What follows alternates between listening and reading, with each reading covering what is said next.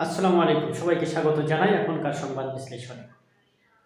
আপনারা ইতিমধ্যে বিভিন্ন সংবাদ মাধ্যমে বরাতে জানতে পাচ্ছেন যে বাংলাদেশের যে ৪,০০০ বর্গ কিলোমিটার এলাকা জুড়ে ভারতের সীমানা রয়েছে, ১,৪৭,৫৭০ বর্গ কিলোমিটারের এই দেশে, সেই প্রতিটি সীমান্তে নতুন করে কাঁটাতারের বেড়া লাগাচ্ছে ভারত।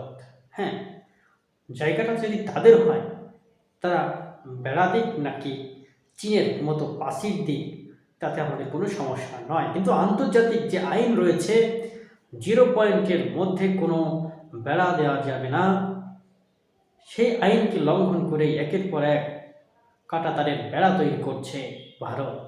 এ নিয়েই বেশ কয়েকদিন থেকেই সীমান্ত জুড়ে চলছে বেশ কঠোর নিরাপত্তা ব্যবস্থা, পাশাপাশি উত্তেজনা। সেই উত্তেজনায় গা ভাসিয়ে না দিয়ে ইতিমধ্যে নড়ে চড়ে বসেছে দুই দেশের পররাষ্ট্র মন্ত্রণালয়।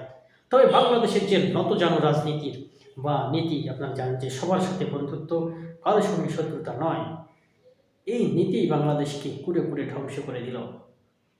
গোলালুর মতন এই সকল নীতি দিয়ে দেশ চলতে পারে না। শক্ত সাহসের মতো বলিয়ান হয়ে মাথা উঁচু করে প্রতিটি অন্যায়ের প্রতিবাদ করতে হবে। আপনারা জানেন বাংলাদেশ যে বিডিআর ছিল, তাদেরকে পুতুল বাহিনী বানাইছিল বিগত সরকারে, এবং তাদের নাম পরিবর্তন করে বর্ডার গার্ড থেকে, আপনারা জানেন যে ব্যাটালিয়ান থেকে তাদেরকে বিজিপি বর্ডার গার্ড বাংলাদেশ বানানো হয়েছিল, এবং তাদের সমস্ত ক্ষমতাকে রহিত করে দিয়ে 2009 সালে আপনারা জানেন যে 23 ফেব্রুয়ারি বিডিআর বিদ্রোহের মধ্য দিয়ে নওজোয়ানদেরকে শূন্য করে দেওয়া হয়েছে।